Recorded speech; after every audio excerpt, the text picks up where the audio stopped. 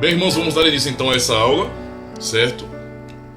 O artigo, essa aula estará postada, não é, no canal da Igreja Reformada Defesa da Fé, o podcastzinho no caso, né, só o áudio com a imagem. Mas temos a oportunidade de usar o recurso da internet para aprender um pouco mais da palavra do Senhor, certo? Eu quero iniciar orando e só lembrando os irmãos, né? Aqui no Face vou conseguir fazer tudo certinho até o final, mas no Instagram, como tem um tempo de live de 1 hora, não é?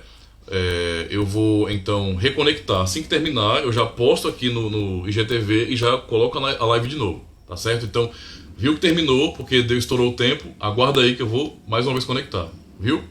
Vamos lá então para a nossa aula e vamos começar orando então. Vamos orar. Senhor Deus, nós queremos louvar o Teu santo nome, porque Tu és todo-poderoso e incomparável. Não há outro como o Senhor. Tu és o nosso Deus, o nosso Criador, aquele que nos sustenta e nos abençoa. Obrigado, Senhor, por enviar o Teu Filho amado para nos substituir naquela cruz, nos dando então plena segurança de salvação. Obrigado por nos dar conhecimento da Tua palavra, em que Cristo realmente realizou uma obra perfeita em nosso favor. E isso realmente nos dá uma segurança maravilhosa, graciosa, que ninguém mais neste mundo nos pode dar. Obrigado, Jesus Cristo, pelo Espírito Santo enviado a nós, o Teu Espírito que hoje opera e atua em nós. É graças ao Espírito Santo que opera pelo poder da pregação do Evangelho que nós hoje estamos vivos para Deus, regenerados, e podemos compreender o Santo Evangelho, sendo edificados na bênção que é viver na aliança. Ó Deus, muito obrigado por Tua bondade. Hoje iremos aprender sobre a doutrina da encarnação do Teu Filho, embora de maneira simples iremos estudar sobre isso. Ainda assim é um assunto importante demais e muito complexo também.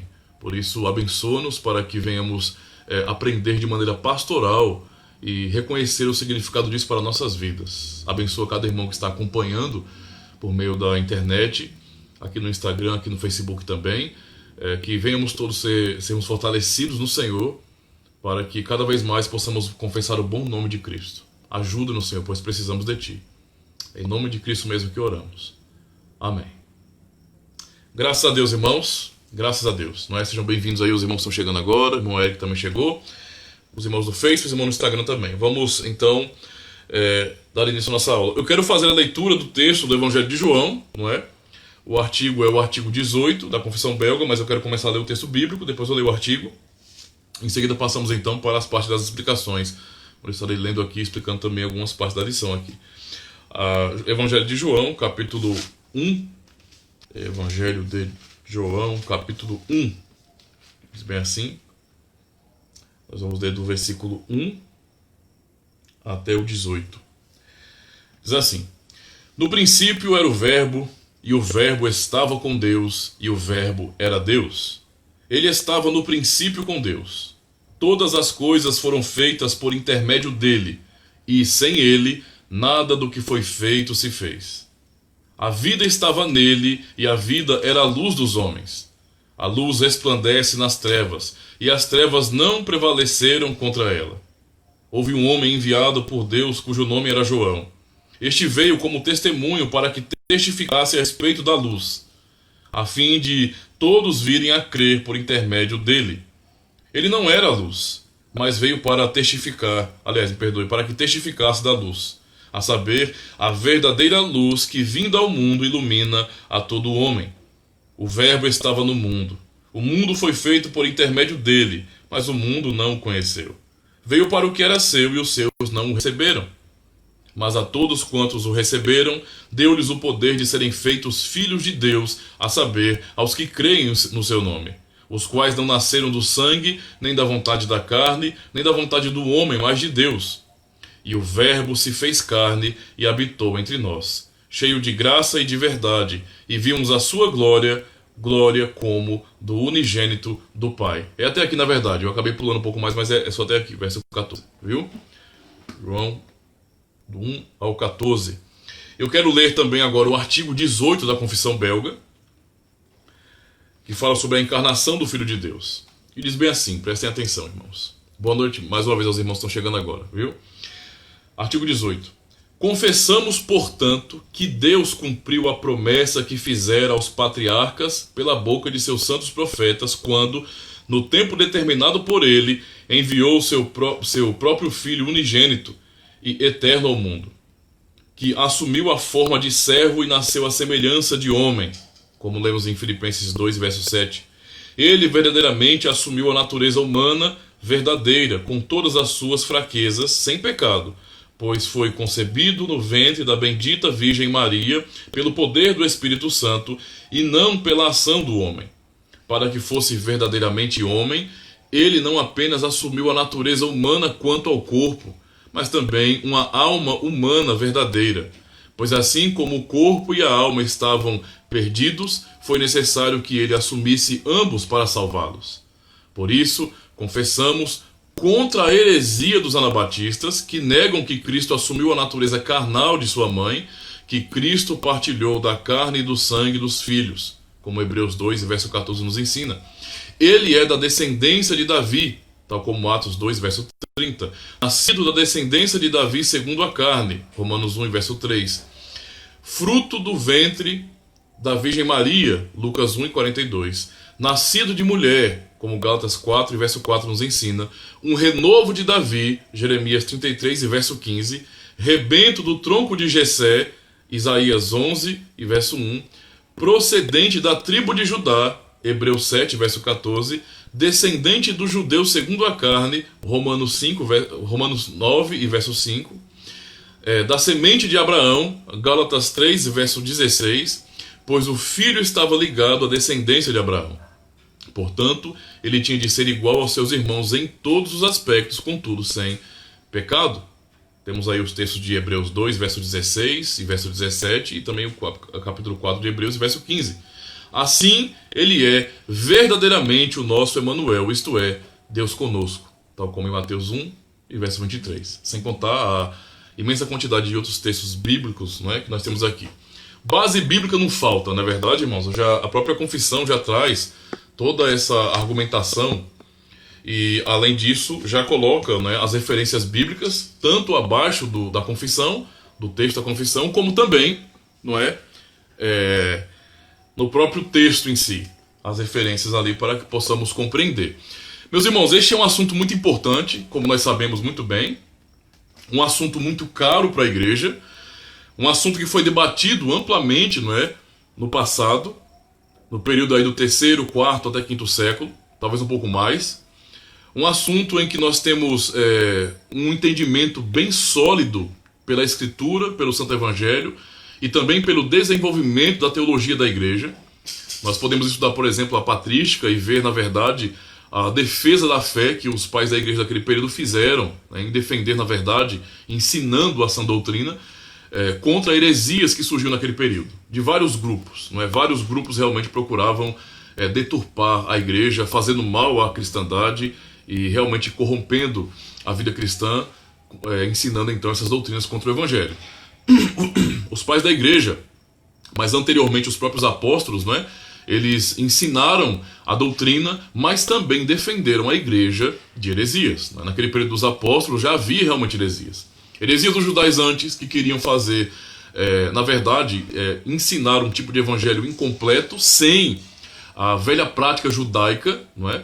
Nós sabemos que não podemos dizer que a prática, a lei, não é, judaica passou de uma maneira completa, não podemos dizer isso porque a lei tem usos, não é, diferentes, distintos, e um dos usos da lei é o uso moral, não é? E para nós cristãos também esse uso moral é válido, então os 10 mandamentos realmente são para nós hoje também, não é? Porque afinal de contas, para nós, não é, cristãos, que não estamos debaixo daquele regime judaico, não é? Ainda assim, ter outros deuses é pecado contra o primeiro mandamento, não é? Se prostrar diante de imagens, fazer imagens ou tentar expressar Deus, Pai, Filho e Espírito Santo por meio de imagens ainda é pecado contra o segundo mandamento, bem como também cultuar a Deus, porque esse é o princípio do mandamento, de uma maneira não ordenada, né? Então o culto realmente tem que ser bíblico. Se não for bíblico, não é culto. Pode chamar do que quiser, pode achar bom, gostoso, emotivo, mas se não for bíblico, não é culto. Culto é algo ordenado. O homem não inventou o culto. A igreja não inventou o culto. Deus ordenou o culto, certo? Nós sabemos então que cada um desses mandamentos, né, eles são todos aplicáveis e exigidos do povo de Deus. Não como a regra para alcançarmos salvação. Na verdade, os mandamentos não foram dados para isso, de forma nenhuma. Não é? Nem no Antigo Testamento podemos dizer que houve sequer salvação por obras. Isso jamais existiu. Abraão, não é, foi justificado por fé. E todos que creem em Deus, creem em suas promessas, no caso, na promessa do Messias, esses então são filhos de Abraão pela fé. Então nunca houve salvação por obras na Escritura Sagrada. Jamais. Certo? E todos os demais mandamentos, não é? Eles realmente são aplicáveis para nós, aquilo que é o uso da lei moral. Isso é importante para nós. Então, os apóstolos, eles ensinaram esses mandamentos também, aplicando à igreja. Então, o evangelho foi ensinado, não é? Mas também eles defenderam a igreja desse retrocesso que os judaizantes pregavam, não é?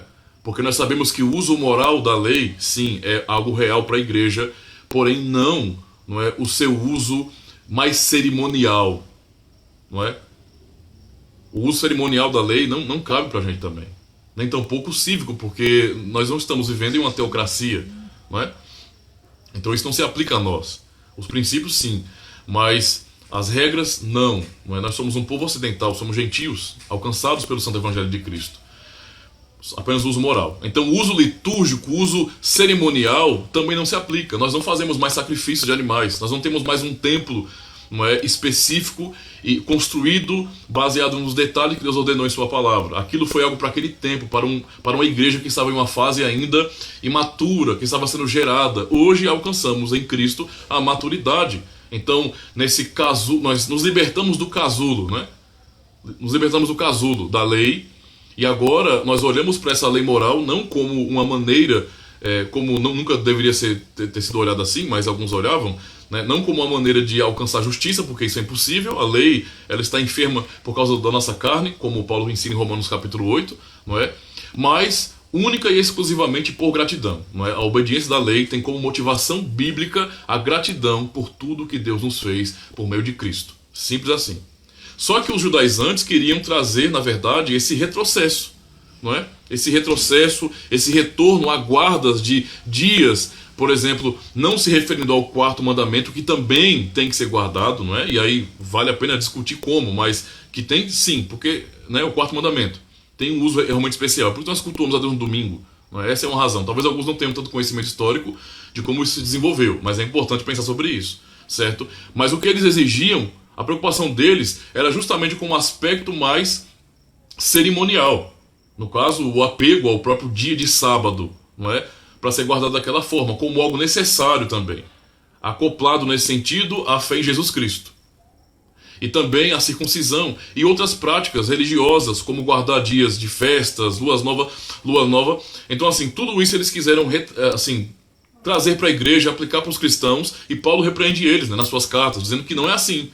Nós não precisamos disso. Mas não somente heresias judaizantes, mas também heresias gnósticas, nascentes ali já no primeiro século. Os apóstolos combateram. Inclusive o apóstolo João, quando introduz a sua primeira carta, ele vem justamente fazer uma defesa da encarnação de Jesus Cristo, da humanidade de Cristo, que era atacada por esses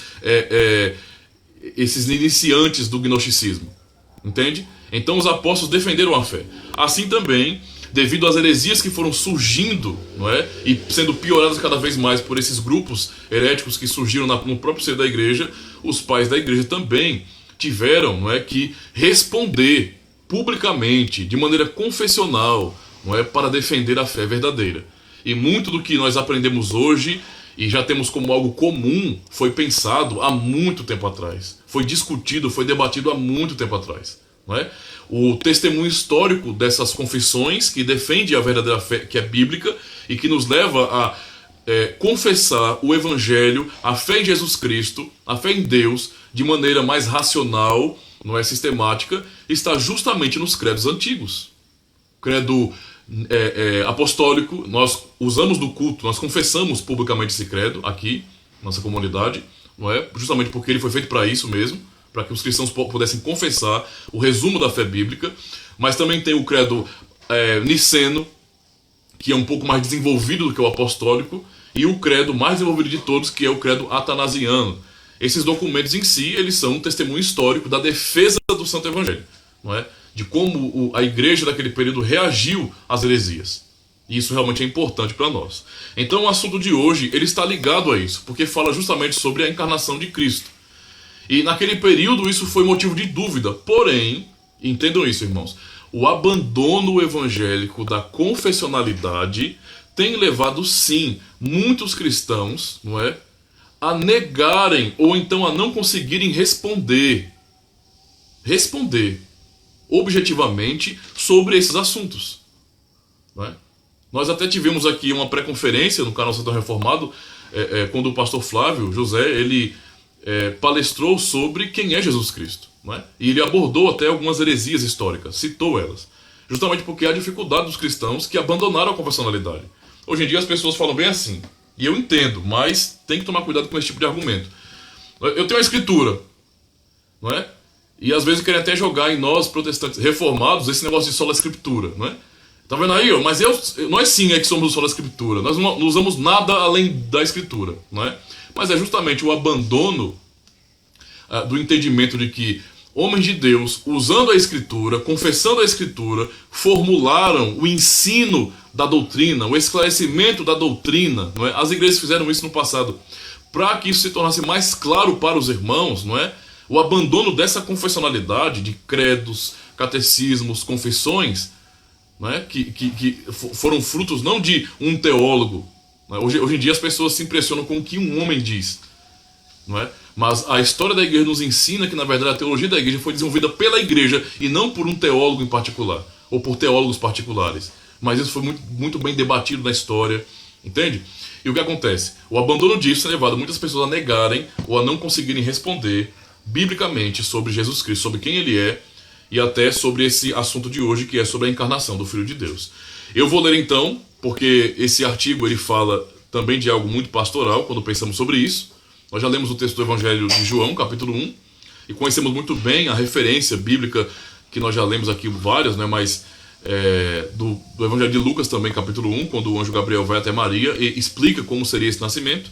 E agora vamos então observar ponto a ponto sobre, não é, o nascimento de Jesus Cristo, a encarnação de Cristo, o que isso significa para nós como cristãos. Quero deixar claro para os irmãos que o assunto aqui ele é simples, não é? Eu não vou trazer nada que seja tão trabalhado assim, mas creio que é suficiente para que os irmãos possam compreender e até recomendar esse material para outras pessoas também estudarem e aprenderem, certo? Então a primeira coisa que queremos observar aqui é sobre Jesus veio no tempo determinado por Deus. Esse é o assunto, a encarnação do Verbo divino. Jesus veio no tempo determinado por Deus. A vinda do Filho de Deus à terra tinha sido anunciada e prometida. Deus preparou o nascimento de Cristo.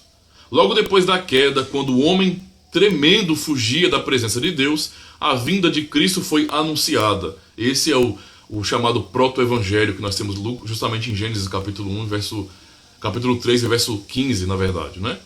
Não só o versículo 15, mas se você for ler mais o capítulo 3, você vai perceber ali o proto-evangelho, né? Então as verdades que nós confessamos hoje muito mais desenvolvidas estavam ali já presentes, né? De maneira bem mais embrionária, vamos dizer assim. O artigo 17 fala sobre a promessa de Gênesis 3, verso 15, mas o artigo 18 enfatiza que esta promessa não foi feita uma só vez. Isso é importante. Pois ela foi feita aos pais antigos pela boca dos seus santos profetas. Quer dizer, durante toda a época do Antigo Testamento. Ou seja, a ideia da promessa do nascimento de Cristo, o nascimento, não é, ou da encarnação do Verbo divino, usando esses termos mais do Novo Testamento, não é, foi anunciada não só em Gênesis capítulo 3, mas em todo o Antigo Testamento. Não é? Toda a Escritura, irmãos, toda a Escritura, ela fala sobre Jesus Cristo. Toda a Escritura aponta para Ele. Não é?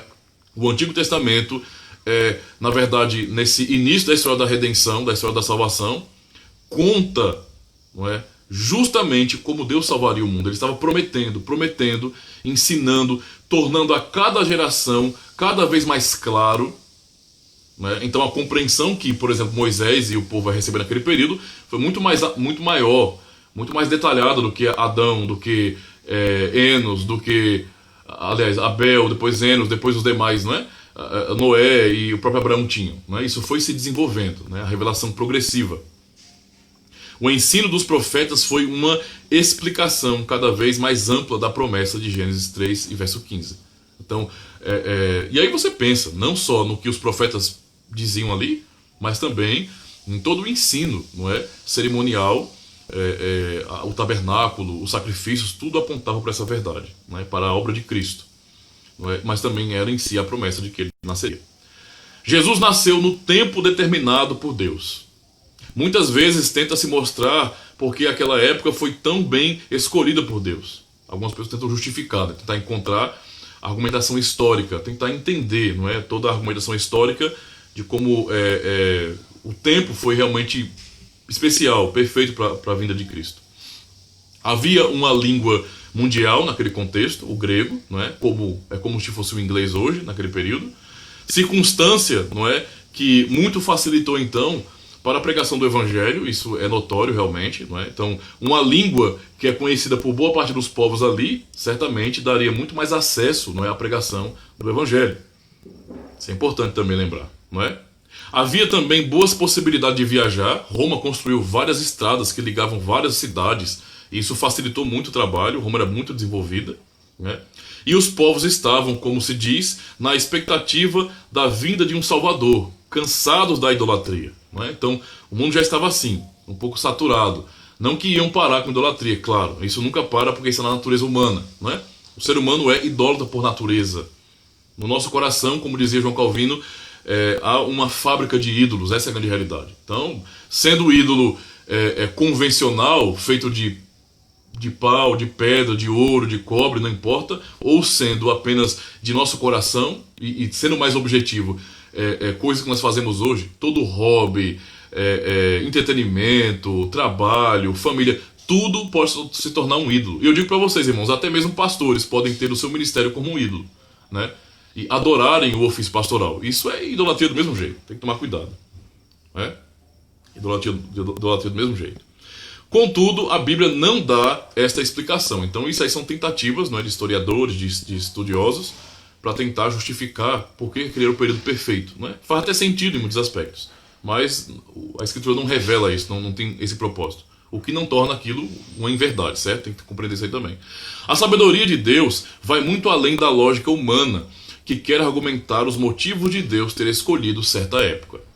Em Gênesis 4, em Gálatas capítulo 4, verso 4, o apóstolo Paulo diz que Deus enviou seu Filho quando a plenitude do tempo tinha vindo, ou seja, tudo estava perfeitamente organizado, ou seja, quando o tempo encheu sua medida.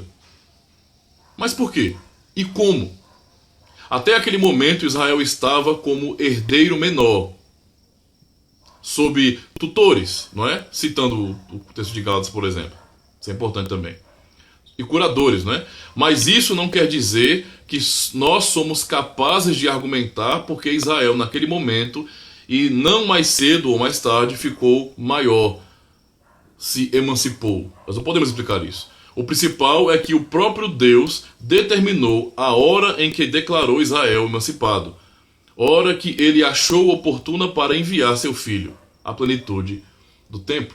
Então, Deus é quem determina nesse sentido. Ele é que controla o tempo, a história, não é? A história não está acontecendo aleatoriamente, nem tampouco está aberta e Deus está aprendendo com a história. Não é? Isso é teísmo aberto, é heresia. Deus é que decreta, Deus é que ordena, Deus é que tem todo o poder, Ele é soberano sobre a história. Nada vai acontecer na história, entende, que seja fora dos planos dele, né? Então basta ler as escrituras que você vai perceber isso aí.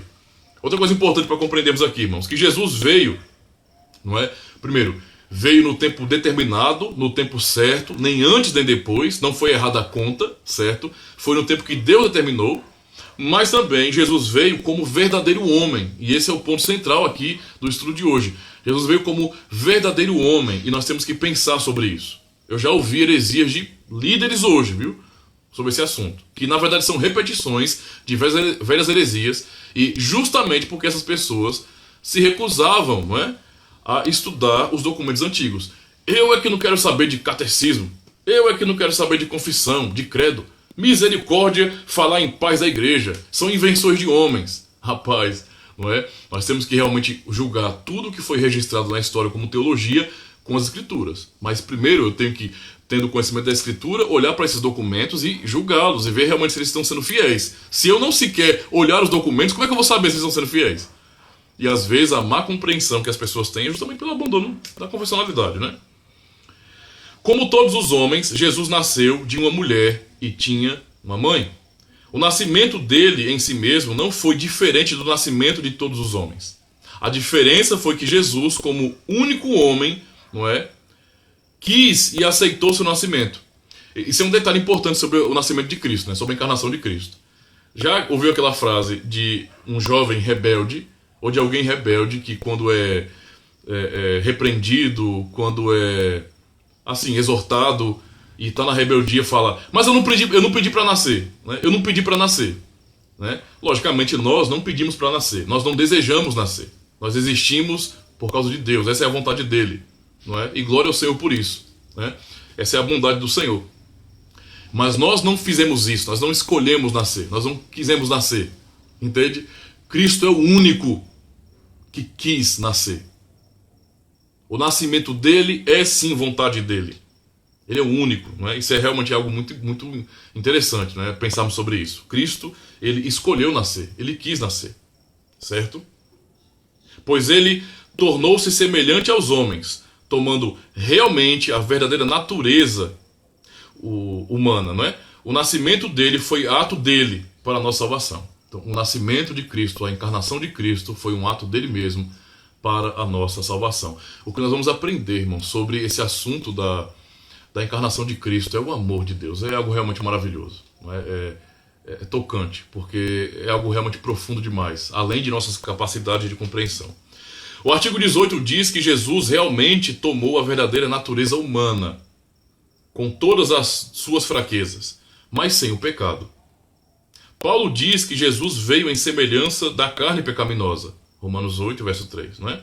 Quer dizer, Jesus assumiu a existência humana sem o pecado, mas ele de fato sofreu com as consequências do pecado, assim como um corpo às vezes fica marcado pelas consequências de uma doença, mesmo já recuperado, não é? Então ele assumiu a nossa natureza. Isso é uma coisa muito importante mesmo compreender. Ele não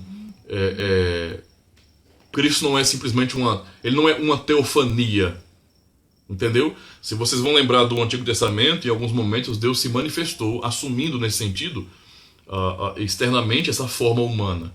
Mas ali não era Deus feito homem, não é? Era uma teofania, uma manifestação especial de Deus.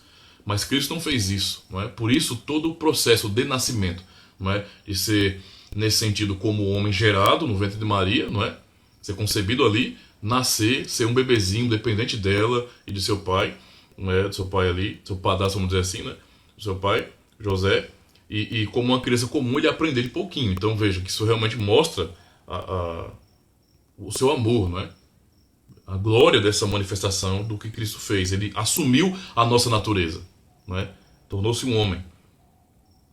Ele não tinha, por exemplo, a natureza que Adão tinha antes da queda, não é? Então, veja, o próprio texto de Hebreus fala que ele é em tudo semelhante aos seus irmãos, porém sem pecado, né? Sem pecado. Essa é uma afirmação bíblica.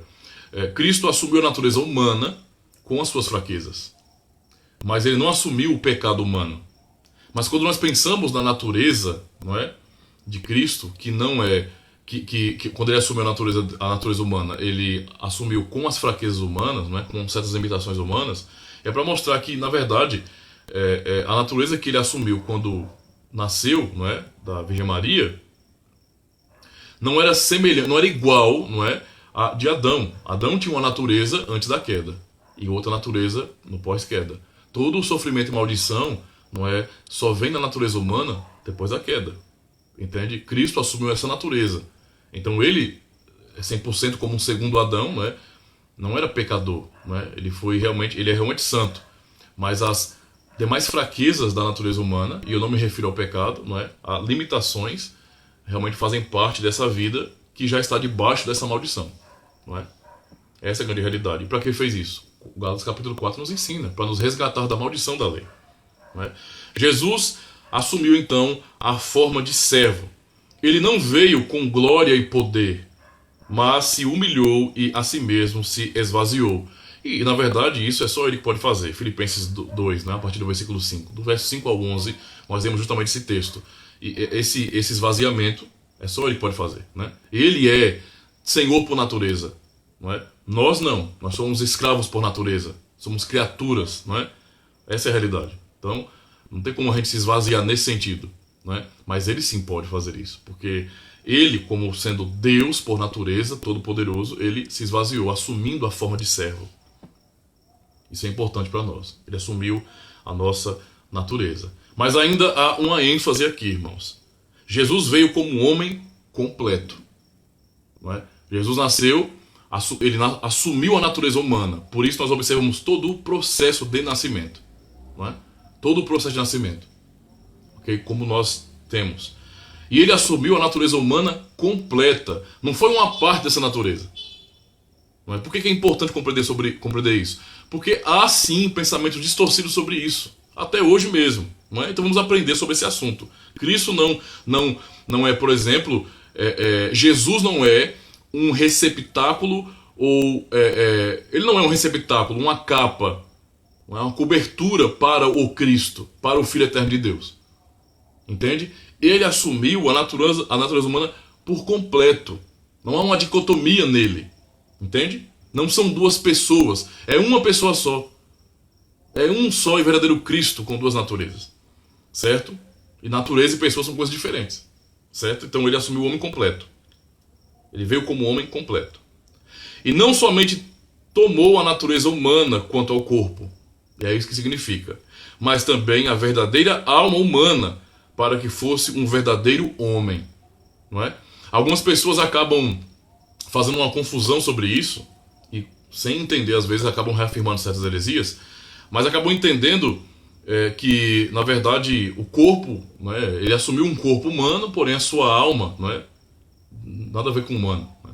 A ideia é como se Cristo fosse a capa e ele estava preenchido, essa capa humana, esse receptáculo, não é? Ele estava preenchido do Espírito Santo. Não é? Esse não é um pensamento bíblico, não tem sentido isso aí. Nós vamos compreender que, se fosse assim, ele não seria homem verdadeiro. Porque homem, o ser humano real, ele é corpo e alma. Ele é material e imaterial. Ele não é uma coisa só. Nós não fazemos dicotomia dessas coisas. Tá bom?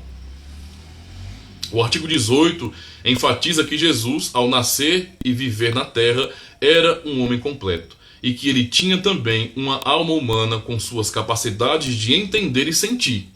Então essas questões, né, essas propriedades, são propriedades da alma humana. Não é? Jesus tinha uma inteligência que devia crescer, por exemplo.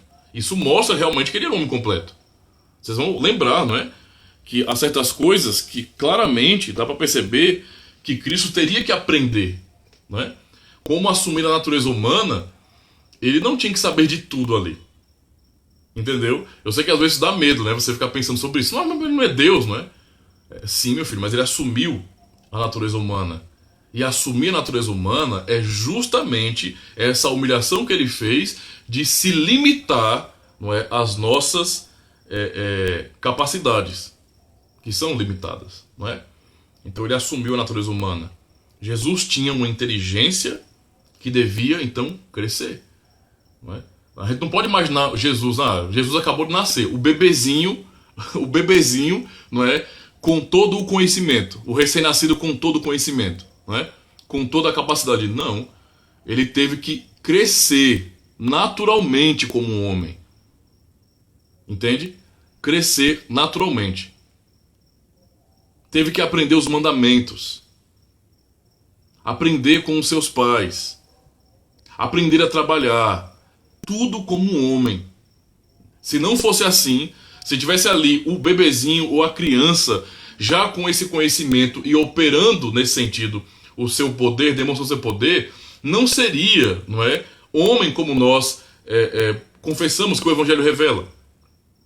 Isso é importante para compreender, não é? Então, quando falamos que ele assumiu nossa natureza por completo, significa dizer que ele sim se limitou a isso, a se tornar um bebezinho. E nós temos que entender realmente que esse mistério maravilhoso da encarnação de Cristo nos revela essa verdade do amor de Deus e essa glória de que a grande verdade é o seguinte, que aquele que é o Verbo encarnado, não é? E esse verbo criador, o Todo-Poderoso, aquele que é aclamado, aquele por meio de quem foram feitas todas as coisas, esse Deus Todo-Poderoso, assumindo a nossa natureza, não é? Passando por todo o processo comum do nosso nascimento, ele tornou-se ali, primeiro, um feto, nasceu como um bebezinho, o Deus Todo-Poderoso, assumindo a natureza humana, foi amamentado, coitado. Maria o botou para ninar, não é? Deu de mamar a ele, limpou. Veja o nível, irmãos. Às vezes a gente não pensa muito sobre isso, mas é algo realmente glorioso, onde nós podemos perceber a grande humilhação de Cristo e o grande amor de Deus. Porque foi a isso que Cristo se submeteu. Ele quis fazer assim, não é? Mesmo quando adulto, Jesus, por exemplo, não sabia de tudo. Nós vemos isso em Marcos 13, verso 32. Ele se indignou contra os vendedores no templo, Marcos 11, verso 15, e se compadeceu de pessoas que não tinham pastor, como Mateus 9, verso 36. Ele ficou tomado de pavor e de angústia. Não é? É a leitura dos evangelhos. Você vê realmente ele respondendo, por exemplo, na hora que ele estava no Getsemane, suando gotas de sangue, ali, agoniado, ele chegou a dizer: a minha alma está triste até a morte. A minha alma está triste até a morte. Essa angústia, esse pavor, esse medo, não é? É próprio do homem. Entende? Para mostrar de maneira bastante clara que ele de fato assumiu nossa natureza. Glória a Deus por isso. Portanto, não aceitamos nenhuma opinião que, de uma ou de outra maneira, deixe sumir a alma humana de Jesus e a substituir pela natureza divina dele. Entende? Tentar esvaziar Jesus de uma alma humana para preencher com o divino, primeiro, é dicotomizar a verdade sobre Cristo, não é? E não é bíblico, não é fiel ao que os termos significam. Isso é um problema, viu? As pessoas às vezes tomam os termos bíblicos, não entendem o que os termos significam e usam os termos do jeito que querem. Entendeu? Tem que pensar sobre isso. Tem que pensar sobre isso. No século IV, por exemplo, o bispo Apolinário, na Síria, já ensinava assim. Ele disse que Jesus tinha um verdadeiro corpo humano e uma verdadeira alma, mas não um espírito humano. A divindade dele substituiu seu espírito humano. Então, Apolinário comprometeu a natureza humana de Jesus Cristo. Essa doutrina já foi condenada pelo Concílio de Constantinopla no ano de 361. Então, observe, irmãos, que Apolinário, o bispo Apolinário, já tinha ensinado algo que muitos protestantes acabam, por serem desavisados, confessando hoje, que é aquilo que eu já tinha dito no início. Não é? Então você tem Cristo, o corpo, não é? A alma, e aí se estabelece uma tricotomia para dizer que o homem é tripartido, ele é o corpo, alma e espírito. E então, Cristo então não teve um espírito humano, mas foi substituído pelo Espírito Santo. Isso não tem cabimento, irmãos. Isso é uma distorção muito grande. Veja que a tricotomia não é uma coisa nova, não é? Nós reformados, e eu respeito os irmãos que são de outras confissões, mas nós que somos reformados nós não adotamos uma dicotomia. Com isso eu quero dizer que nós não adotamos uma tricotomia. Não é? Nós não conseguimos olhar para a Escritura e enxergar ensino da tricotomia, para dizer que Deus separa o homem em três partes, que o homem é três partes, na verdade. Quando nós vemos a menção, não é, de partes do homem, na verdade o objetivo dos apóstolos ao ensinarem ali é enfatizar o todo do homem, para mostrar que o homem é físico e espiritual, material e espiritual. Esse é o propósito. Você não tem um ensino, né? Quando eu digo ensino, a gente tem que entender uma coisa. Não é porque você leu um texto, um versículo na Escritura, que você pode afirmar que está ensinando aquilo. Você precisa realmente acompanhar o raciocínio do seu autor, entende? O que é que o apóstolo estava ensinando aqui? E então, a construção do seu argumento é o que vai dizer a verdade, e não um versículo isolado, não é? Porque assim é fácil construir doutrina. Se você vai se prender a um versículo sem considerar todo o contexto e a construção do raciocínio do apóstolo, fica difícil realmente. Né? Qualquer coisa pode ser doutrina, qualquer palavrinha isolada pode ser doutrina. Entende? Nós não reconhecemos então tricotomia, mas se fosse usar esses termos, não é que nós não gostamos, porque não queremos fazer dicotomia de nada, não é? Seria dicotomia, vamos dizer assim, corpo e alma. Essa é a formação do homem, certo? E nunca enfatizando a divisão, mas sempre o todo, porque o homem é isso. O que o homem é? Corpo e alma. O homem não é corpo e também alma. O homem é corpo e alma. É o que o homem é. Esse é o todo do homem. Certo? Então, o pensamento da tricotomia, não é, já trouxe essas dificuldades. E muitos cristãos hoje que confessam a tricotomia podem também encontrar essas mesmas dificuldades. E talvez até ter dificuldade também, tal como Apolinário, de entender bem a natureza de Cristo. Não é? E aí o resultado é que vai acabar descambando, né, muitas vezes em heresia. Isso foi combatido e derrotado no concílio de Constantinopla, não é? No ano 631. E tem credos disso aí, certo? Isso é importante. O fato de Jesus ter concebido e assumido também a alma humana, aliás, recebido e assumido também a alma humana, é a base da nossa salvação. Isso é importante demais. Pois, estando perdidos tanto a alma como o corpo, ele devia tomar ambos para salvá-los. Então, isso é uma coisa importante para nós, não é?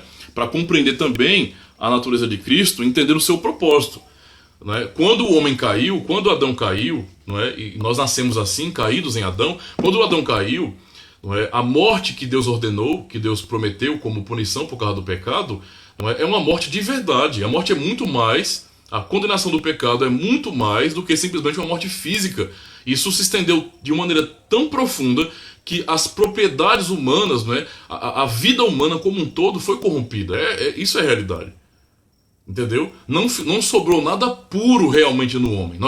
Quando Deus fala que nós somos pecadores, é porque nós somos pecadores mesmo, de maneira completa. Entendeu? Então, corpo e alma foram corrompidos. Não sobrou nada de realmente puro no homem. Entendeu a situação? É por isso que a palavra refere-se à morte espiritual. Então, veja, a punição do pecado como sendo a morte trouxe morte, primeiro, espiritual, física e ainda o dano da segunda morte, que será no final, na condenação final. Vê a profundidade da coisa, não é? A natureza humana foi corrompida a partir daí. O homem não funcionaria mais como antigamente. Então, tudo que você imaginar dos dons excelentes que o homem tinha na criação, isso foi realmente corrompido. Nós refletimos a imagem de Deus, sim, mas não de maneira correta. Agora nós somos um espelho que um dia teve um padrão, uma ordem, era belo, refletia corretamente a imagem de Deus, mas agora estamos quebrados, não é? Estamos em cacos, essa é a realidade. Cristo, ele assumiu a nossa natureza, não é, de maneira completa, porque nós de maneira completa precisamos ser salvos. Entende? O homem como um todo precisa ser salvo. Nós não aguardamos uma salvação meramente espiritual, no sentido da parte não material do homem, não é? Mas aguardamos uma salvação completa, corpo e alma. A promessa de salvação refere-se a um futuro de ressurreição, entendeu? E se não há corpo, não há ressurreição. Se não houver um corpo físico para nós, não é? Se não houver um retorno completo de quem nós somos, isso não é a promessa de salvação que a Bíblia ensina. Cristo veio para nos salvar de maneira completa. Isso realmente é glorioso, não é? É esperançoso, é maravilhoso, é muito além do pensamento, às vezes, de simplesmente uma vida espiritual, não é? Uma existência espiritual. O homem está vivo quando está completo. Entendeu? Ele está vivo quando está completo. Quando ele é exatamente quem Deus criou para ser. Não é? Corpo e alma. Continuando então. Jesus veio como homem sem pecado. Isso é um detalhe importante também. Seja bem-vindo, Zilef. Só relembrando os irmãos, viu?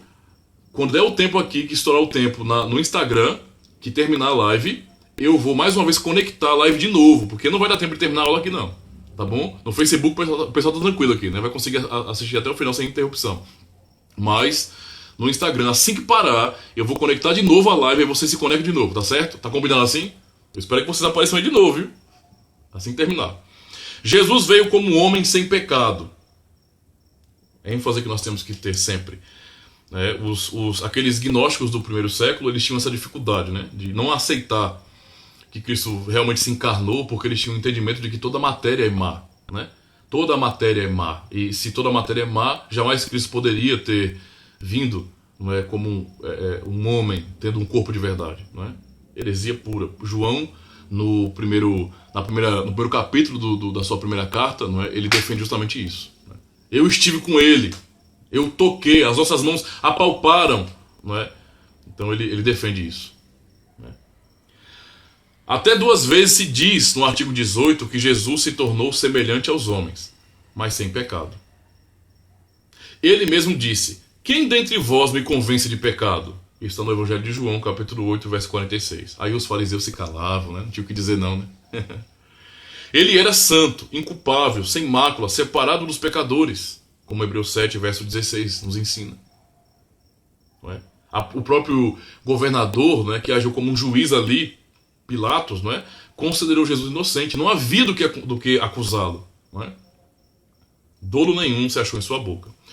Por outro lado, o artigo 18 enfatiza também que Jesus era igual a nós, sem pecado, porém igual a nós. O fato de ele viver sem pecado não alterou sua natureza humana. Não podemos pensar que Jesus não era um verdadeiro homem, porque não cometeu pecado. Isso é importante dar ênfase.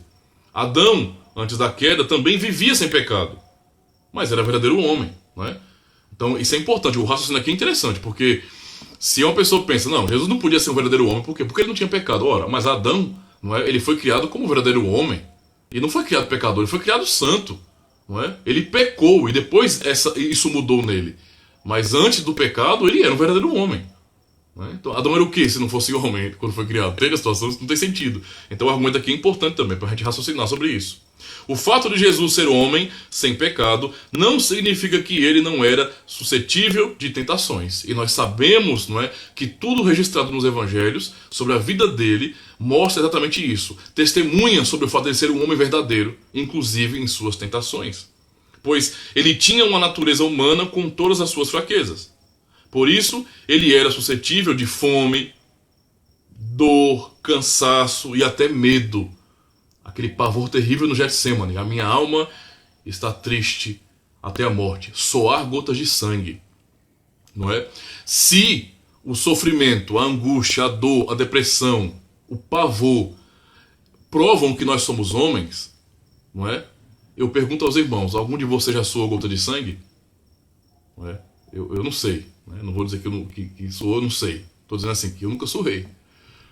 Você não tem registro da humanidade disso acontecendo, a não ser com Cristo. Então, se o ponto da experiência da dor, da angústia, do medo, do pavor, não é, como ele vai expressar ali, a minha alma está angustiada até a morte, está triste até a morte, não é? Então, realmente o que nós temos ali como testemunho, o fato de Jesus ser homem sem pecado não significa que ele não era suscetível a tentações, pois ele tinha uma natureza humana com todas as suas fraquezas. Por isso, ele era suscetível de fome, dor, cansaço e até medo. Ele foi tentado em todas as coisas, a nossa semelhança. Hebreus 4, verso 15. Quer dizer, ele realmente foi testado, não é? Foi testado e teve que lutar para vencer. É isso que nós vemos em Cristo. Às vezes nós queremos tratar, eu sei que algumas pessoas que têm dificuldade com a doutrina, com a natureza de Cristo, que não compreendem isso muito bem, acaba por vezes tendo dificuldade com isso e, sabe, entendendo que não, que nada, mas Jesus Cristo é Deus, cara. Então, que dificuldade teve para ele, né? Ele não teve que lutar de verdade. Então ele estava fazendo o quê? Fingindo, é? Porque se você realmente não reconhece que ele teve que lutar e sofreu bastante, entendeu? O sofrimento dele foi real, né? Sofrimento real, angústia real, tentações reais, não é? Isso mostra realmente a sua humanidade. Ele de fato sofreu, né? Nós sempre temos que voltar, pensar sempre no Getsemane, para perceber o sofrimento terrível dele, essa angústia terrível dele. Outra questão importante, irmãos, falta pouco, viu? Só mais 2 partes agora. Jesus veio, não é, pelo poder do Espírito Santo. Antes de eu chegar nessa parte, eu vou só ler um trechinho aqui de um artigo e lembrar os irmãos, né? Eu falei sobre confessionalidade, sobre credos, nós irmãos voltando aí no Instagram, não é? E eu quero citar aqui o credo de Atanásio. Eu vou ler aqui um trechinho do credo de Atanásio, né? Recomendo aos irmãos que não tenham costume de ler esses documentos confessionais mais antigos, por favor, leiam, né? Tenham um contato com esses documentos que são importantes demais, né? O que nós confessamos hoje, cara, foram esses homens do passado, esses padres da igreja daquele período que realmente debateram, né? Se debruçaram nas escrituras para poder explicá-las. Então, temos que ler também. Nós já pegamos o bonde andando, vamos dizer assim, né? Nós estamos sobre ombros de gigantes, na verdade, essa é a realidade, né? Que esforço eu tive como pastor para poder falar nada disso aí? Nada, eu aprendi a doutrina. Não é? Vocês e eu aqui, todos nós, como cristãos hoje, século XXI, podemos facilmente comprar livros, podemos facilmente ir até a internet e encontrar estudos, não é? Tudo muito bem compilado. Mas isso teve um trabalho muito grande e homens do passado que não tinham os recursos que nós temos tiveram que lutar arduamente para defender a verdadeira fé.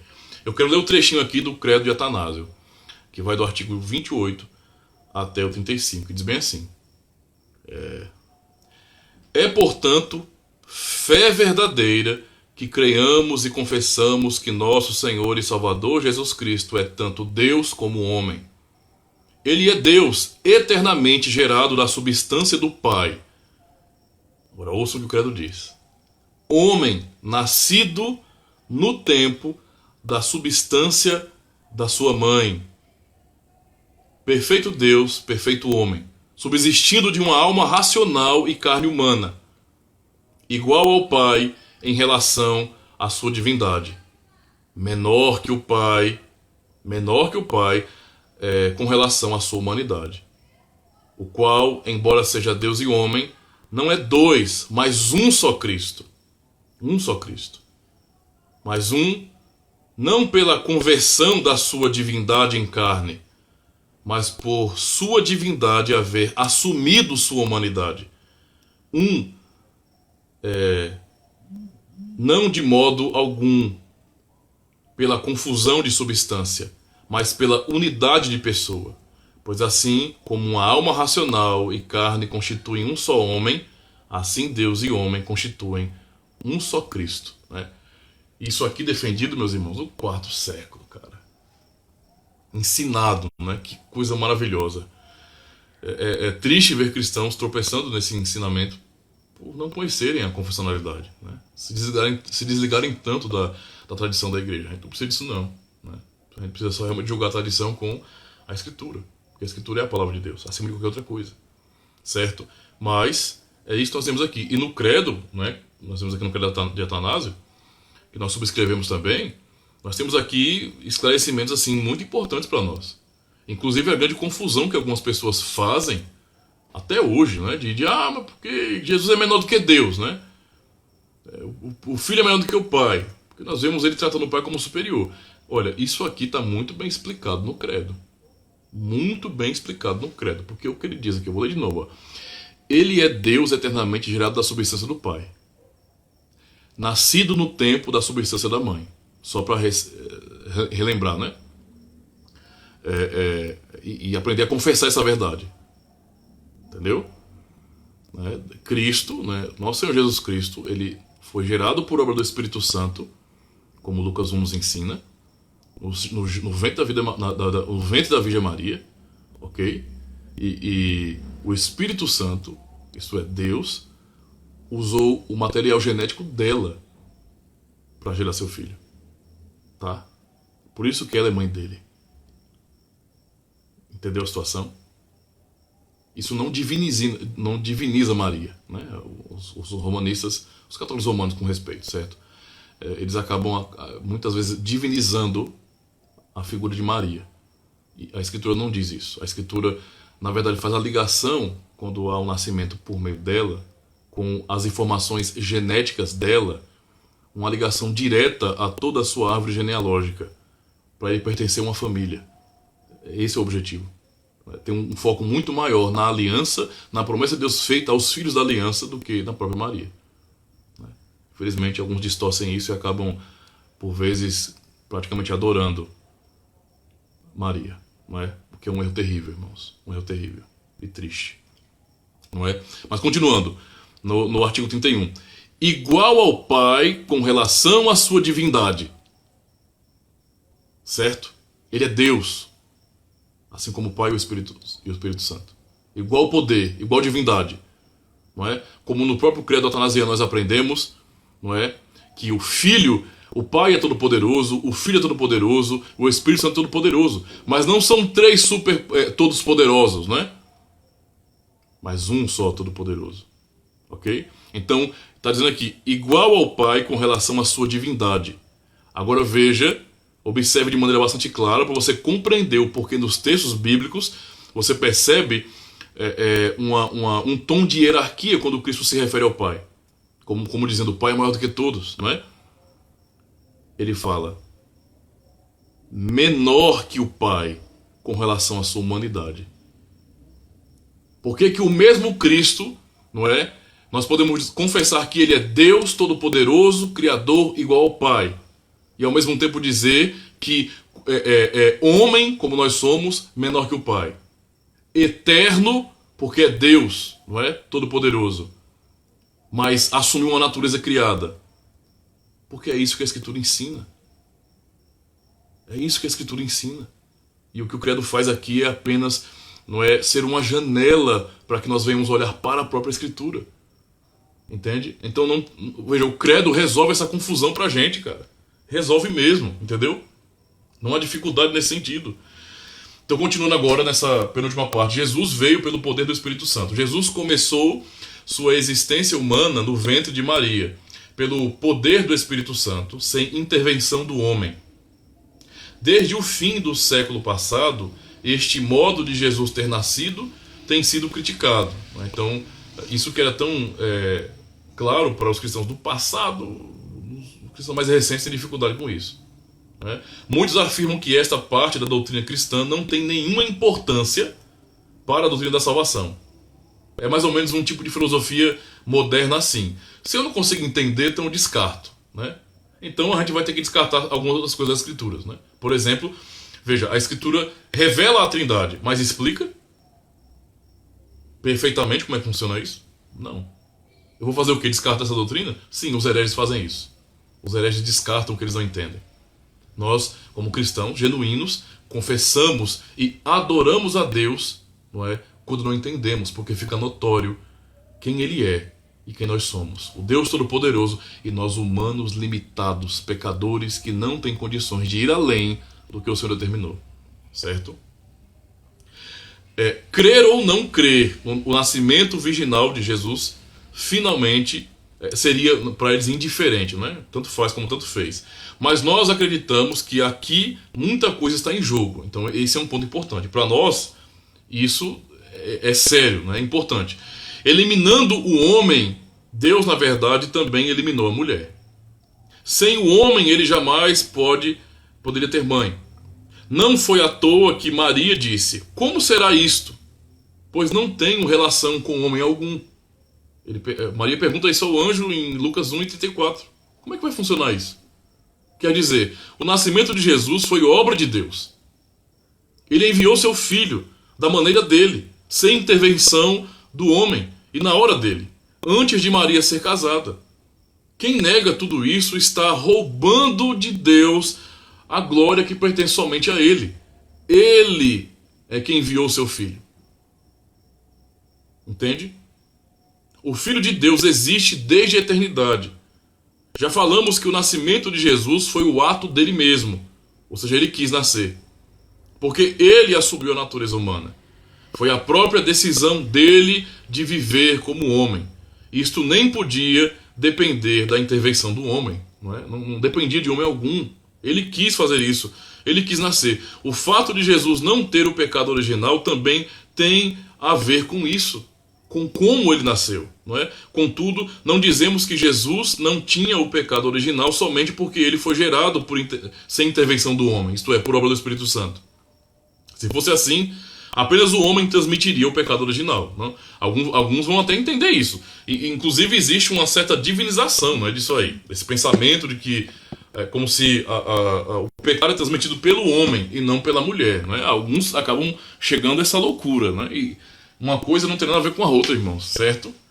A natureza humana é corrompida. O homem e mulher são pecadores iguais diante de Deus. Não tem esse negocinho do homem, vamos dizer assim, ser o que transmite o pecado. Ok? É, porém, Jesus tinha uma mãe e ela foi uma mulher pecadora. Eu sei que para alguns isso pode ser uma coisa ofensiva, não é? Mas, olha, eu preciso realmente, como cristãos, e vocês que estão aqui acompanhando, e se algum católico romano um dia acompanhar esse material, não é? Compreendam, não é? Compreendam isso, ok? Fora de Cristo, abaixo de Cristo, não é? Não há santo, ok? Isso é uma coisa muito importante para nós. Cristo é santo, Deus é santo, nós não, não é? Nós não. As Escrituras nos chamam de santos, como membros do corpo de Cristo, se referindo ao fato de que, veja, Deus nos santificou, nos separando do mundo, não é? Nos consagrou, nos separou. Esse é o significado. Até mesmo aqueles que historicamente, não é, a tradição chama de santos, não é? E que são venerados hoje por muitos que são da tradição cristã também, eles foram chamados de santos por um testemunho. E esse testemunho nunca apontou para a sua perfeição. Jamais. Entende? Significa dizer que esses pais da igreja, ou os santos, os heróis da fé, os mártires, eles não foram reconhecidos como pessoas perfeitas, como pessoas santas de fato. Entende? O nosso reconhecimento é porque eles realmente viveram e se esforçaram para a glória de Deus, como qualquer cristão genuíno faz. Então, usando essa lógica, se eles são santos, nós aqui também somos. E a verdade é que a Bíblia ensina isso. Como membros do corpo de Cristo, nós somos santos. E isso não coloca a nossa própria vida, não é, em um patamar elevado de perfeição, como se nós fôssemos melhores do que os outros. Não, nós que somos chamados de santos na própria Escritura, pelo próprio Deus, pelos apóstolos, não é? Nós mesmos, não é, que somos também ensinados que somos pecadores miseráveis, dignos de ir para o inferno, que não merecem nada de Deus e que tudo que nós temos, desfrutamos e toda a esperança que nós nutrimos em nosso coração é pela graça de Deus. Simples assim. E a mesma coisa se aplica a Maria, não é? Maria nasceu pecadora. Maria nasceu pecadora. Ela, primeiro, não nasceu sem intervenção de homem. Ela teve pai e mãe, humanos, de uma relação comum. Entende? Foi uma geração comum, normal. Simples assim. Ela não foi anunciada pelos profetas como salvadora. Entende? Não foi. Ela é pecadora, né? Ela nasceu como uma pecadora, dependente de Deus, da graça de Deus. Ela mesma adora a Deus, ela reconhece a graça de Deus na vida dela. Ela jamais foi vista pelo próprio Cristo ou por nenhum dos apóstolos, não é, como santa, tal como as pessoas a tratam hoje. Ela jamais foi divinizada por Cristo ou pelos apóstolos. Eu até faço um parênteses aqui, irmãos. Essa doutrina é tão importante, tão importante, tão importante para a igreja antiga, para a igreja católica romana, para a cristandade como um todo, que ela é um divisor de águas. Uma doutrina tão importante, não é? Tão central, deveria estar plenamente revelada na Escritura. Não é o que acontece. Os apóstolos não ensinaram sobre isso. Então, essa doutrina, esse entendimento sobre Maria que os católicos romanos têm, não é doutrina apostólica, tá certo? Agora vamos continuar. Ok? A única razão de Jesus ter sido concebido e nascido sem pecado é que o Espírito Santo o formou no ventre de Maria. O anjo Gabriel falou: descerá sobre ti o Espírito Santo, e o poder do Altíssimo te envolverá com a sua sombra. Por isso também o ente santo que há de nascer será chamado Filho de Deus. Não é? Então, realmente, toda a questão, não é, de como Cristo nasceu, não é, em termos da sua santidade e tudo, então, a gente pensa nisso aí só simplesmente como a operação de Deus, não é? Não foi virtude de Maria nesse sentido, não é? É o poder de Deus. Em todo caso, a Escritura claramente ensina que o nascimento virginal de Jesus, não é é a verdade. Então, nós temos testemunho de sobra disso. Nós não podemos, como cristãos, negar essa realidade. E muito menos desonrar, não é? Cristãos têm dificuldade com isso. Eu falei tudo isso aqui, mas nós, cristãos reformados, não temos a menor dificuldade com Maria. Entende? Foi uma serva fiel, santa, nesse sentido, não é? De fazer parte do povo de Deus como uma fiel, uma eleita de Deus, não é?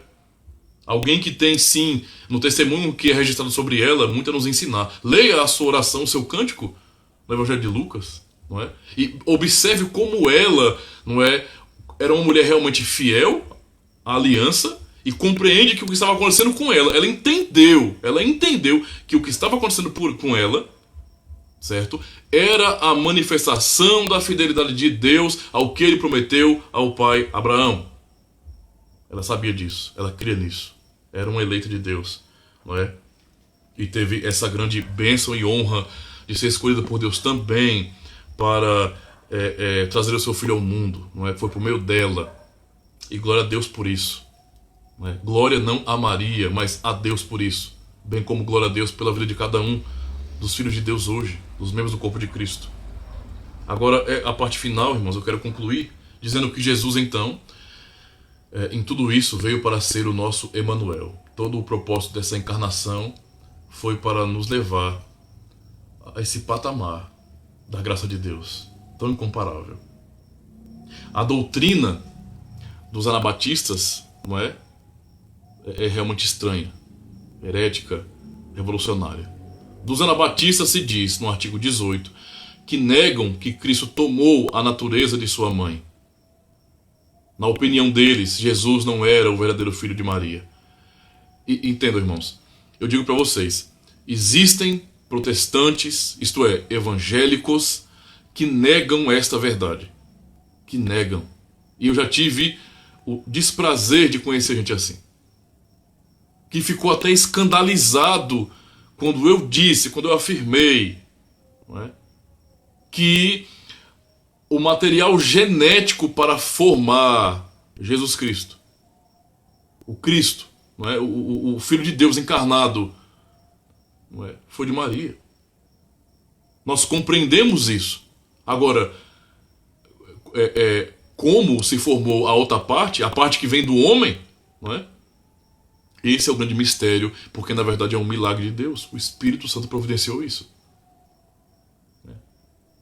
Mas o material genético de Cristo, sim, Jesus Cristo, sim, veio de sua mãe, Maria. É isso que nós podemos aprender, porque os termos têm significados. Não adianta tirar o termo do seu contexto e atribuir outros significados, porque para algumas pessoas isso parece uma coisa muito radical, mas é a verdade. Entende?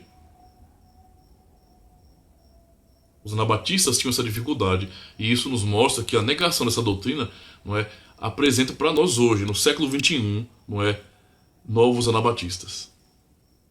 Pessoas que estão aí em comunidades cristãs, mas que acabam negando coisas tão elementares que já são reveladas na palavra. E muitas vezes com a motivação anabatista revolucionária de simplesmente ser contra a Igreja de Roma, né?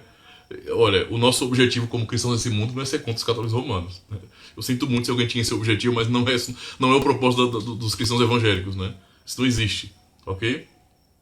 O pano de fundo desta opinião é que Deus deprecia este mundo, inclusive o corpo humano. Então veja, os anabatistas tinham esse tom também de gnosticismo, essa mentalidade, na verdade, onde é negado nesse sentido a bênção, a glória da criação como um todo, não é? Porque acaba olhando para o próprio ser humano e depreciando isso, rejeitando isso, entende? Então, por entender o corpo humano como algo impuro, como é que pode o Filho de Deus realmente assumir a natureza humana? Né? Para assumir a natureza humana, tem que ser por meio de um ser humano. Então, como é que pode isso acontecer? Por isso, ele não faz nenhuma ligação entre si mesmo e o mundo. É o pensamento dos anabatistas, né? Portanto, é impossível que o Filho de Deus se torne homem. No fim, essa é a conclusão anabatista. Há e haverá um abismo entre Deus e este mundo. E por isso também Cristo e Maria, e também entre Cristo e nós. Os anabatistas pensavam que Deus não ia transformar ou renovar o mundo, mas fazer o mundo totalmente novo, né? Esse é realmente o puro pensamento revolucionário dos anabatistas, né? Claramente visto em suas doutrinas, em suas atitudes também no século XVI. Eles eram revolucionários. Na cabeça deles, realmente, como é afirmado aqui, eles compreendiam que Deus não iria restaurar o mundo, mas acabar com tudo e fazer um mundo novo, né? Totalmente novo. Não é isso que nós aprendemos do Evangelho. Depois reflitam muito bem nos Evangelhos sobre isso, porque realmente nós temos ensino aí, não é? Sobre essa renovação. Não é? Esse mundo novo é feito do que já existe. Nós somos nova criatura em Jesus Cristo, nova criação em Jesus Cristo. E somos feitos, não é, do que já existe. Entendeu? Tipo, ele não me matou, me fez nascer de novo literalmente, fisicamente. Mas nesse homem que nasceu morto em delitos e pecados, não é? O Espírito Santo operou, dando fé e regenerou.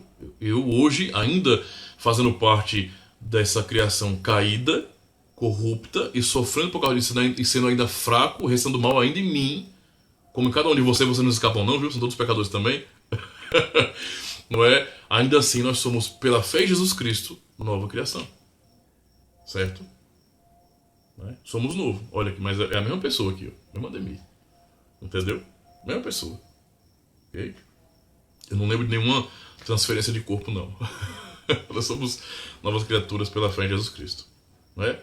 Contra o parecer dos anabatistas, o artigo 18 diz, na frase final: assim ele é, na verdade, nosso Emanuel, isto é, Deus conosco. Deus realmente se colocou ao nosso lado. Ele desceu a nossa existência humana para transformá-la e renová-la. Jesus, na vida humana dele, de fato fez parte dos homens, como a penúltima frase do artigo enfatiza. Dois aspectos, então, chamam a atenção para a nossa conclusão aqui.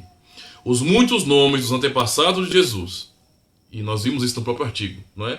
Davi, Maria, Judá, os judeus, Abraão, as muitas expressões que indicam a união de Jesus aos homens: veio de, fruto de, nascido de, rebento de, renovo de, brotado de, descendente de, tudo referindo-se à sua ligação com a gente, né?